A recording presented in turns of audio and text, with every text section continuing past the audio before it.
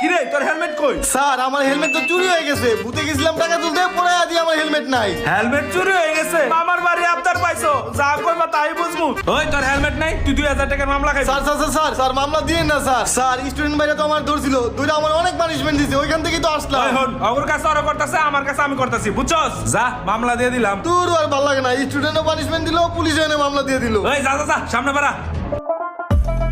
দূর শালারা ভালো লাগে না। কিসে ভাই মন মেজাজ খারাপ কে? আরে আর ভাই কই না, সকালবেলা গেছিলাম ভূতে টাকা তুলতে, আজ এই হেলমেটটা চুরি হয়ে গেছে। পরে স্টুডেন্টের পাল্লা পড়ছি, স্টুডেন্ট পানিশমেন্ট দিয়ে জীবন শেষ করে লাইছে। তারপর দেখা হয়ে গেছে পুলিশে লয়ে, পুলিশে দিয়ে দিয়েছে হেলমেট মামলা 3000 টাকা।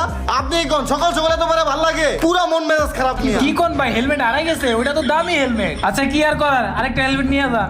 না না না ভাই, আমি আর দামি হেলমেট দিব না, আমার একটা কম দামি 300-400 টাকার মধ্যে হেলমেট দেন, ওইটা ইউজ করব। ভাই কম দামি হেলমেট নেবেন, কম দামি হেলমেট নেওয়ার পর যদি কোনো অ্যাক্সিডেন্ট হয় তাহলে আপনার লাইফটা রিস্কে পড়ে যাবে। তাও তো